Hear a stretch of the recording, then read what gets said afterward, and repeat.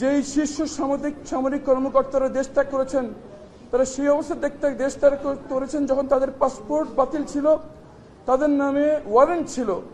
Warrant থাকা অবস্থায়, passport বাতিল অবস্থায় ক্যান্টনমেন্টের ভিতর থেকে কেমন করে তারা দেশ ত্যাগ করলো, এই ব্যাপারে একটি উচ্চপদস্থ কমিশন গঠন করার আহ্বান জানাচ্ছি। এবং যারা সে সময় কর্মরত ছিল, তাদের হাত থেকে আমাদের সার্বভৌমত্ব এবং নিরাপত্তা দিয়ে আমরা নিশ্চিত থাকতে পারি কিনা একজন ভিকটিম হিসেবে আমার আশাবাদ, আর কোনোদিন দেশপ্রেমিক সেনা সদস্যদেরকে দিয়ে ভাড়াটে খুনির কাজ যেন আর করানো না হয়। জনগণের রক্ষক সেনাবাহিনীকে আর কোনোদিন যেন জনগণের মুখোমুখি দাঁড় করানো না হয়।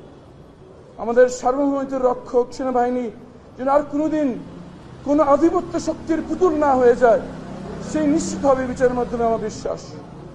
আবার দৃষ্টি আকর্ষণ করছি সবার কাছে, যেই শীর্ষ সামরিক কর্মকর্তারা দেশ ত্যাগ করেছেন, তারা সেই অবস্থা দেশ ত্যাগ করেছেন যখন তাদের পাসপোর্ট বাতিল ছিল, তাদের নামে ওয়ারেন্ট ছিল।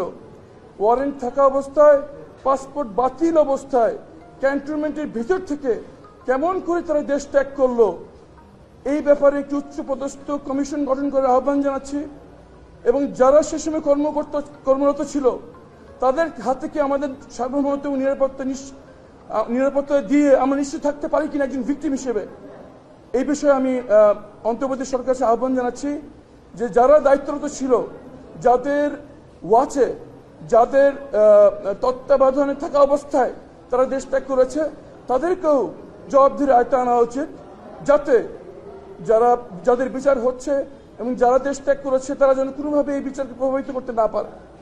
আরও আহ্বান জানাচ্ছি, ক্যান্টনমেন্টের ভিতরে যে অবস্থা সাবজেল, সেখানে জেল কোড ফলো হচ্ছে কিনা, যাদেরকে আটক রাখা হয়েছে তারা কি কোনোভাবে সার্ভিং সেনা সদস্যদের যোগাযোগ করছে কিনা, এটি নিশ্চিত করা খুবই জরুরি। যদি না হয়, আমরা যারা ভিকটিম এবং সাক্ষী আছি, আমরা আমাদের জীবনের হুমকি আশঙ্কা করছি। তারা যদি গ্রেফতার করা অবস্থায় ক্যান্টনমেন্ট ভিতরে অবস্থান করে কোনোভাবে বিচারকে প্রভাবিত করার চেষ্টা করেন, সেটা খুবই আতঙ্কজনক বিষয় হবে। জেল কোড পুঙ্খানুপুঙ্খে অনুসরণ হচ্ছে কিনা সেই নিশ্চিত করতে হবে এবং জনসম্মুখে সেটা প্রমাণ করতে হবে যে এখানে কোনো রকম সম্পৃক্ততা নেই এবং তারা কোনোভাবে ক্যান্টনমেন্টের ভিতরে অবস্থান করে এই বিচারকে প্রভাবিত করতে পারবেন না।